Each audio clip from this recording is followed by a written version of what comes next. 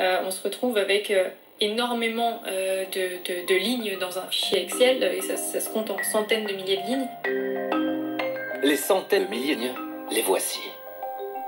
Nous avons demandé à Léa de répertorier l'ensemble des investissements dans les plus grosses entreprises du secteur. Et ce à un moment stratégique, fin 2021, lors de la COP26, alors que le monde était réuni pour sauver la planète. Selon notre étude, le français AXA finance les principaux producteurs de gaz et de pétrole de schiste à hauteur de 700 millions d'euros. Quant à l'allemand Allianz, c'est beaucoup plus, 6,6 milliards. Les assureurs jouent un rôle crucial dans la lutte contre le changement climatique.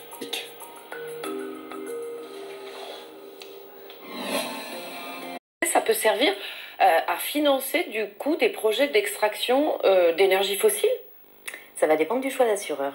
Vous avez en France des assureurs comme MyNP Assurance qui ont décidé de ne plus investir dans des projets d'énergie fossile, ce qui n'est pas le cas des autres assureurs et notamment pas le cas d'AXA. Ces compagnies d'assurance, souvent, elles communiquent énormément sur leurs engagements forts dans la lutte contre le réchauffement climatique. Moi, j'ai envie de vous montrer une vidéo. C'est le patron mondial d'Allianz qui s'appelle Oliver Bäte. On va regarder la vidéo et vous allez me dire ce que vous en pensez.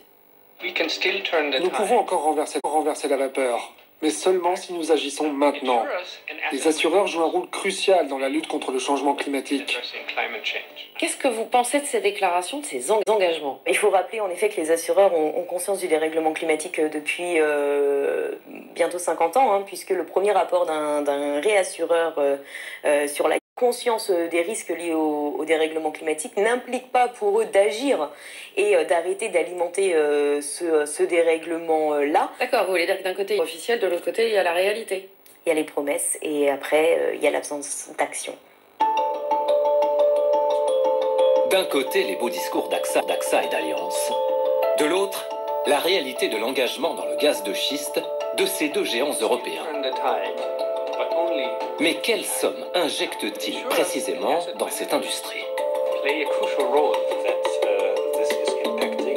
Pour y répondre, il nous faut quelqu'un qui sait analyser des milliers de financières en un temps record.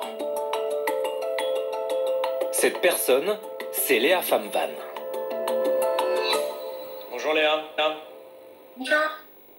Après quelques années passées dans le secteur bancaire, elle s'est installée à Amsterdam. D'avoir accepté notre invitation en tout cas. Léa Famvan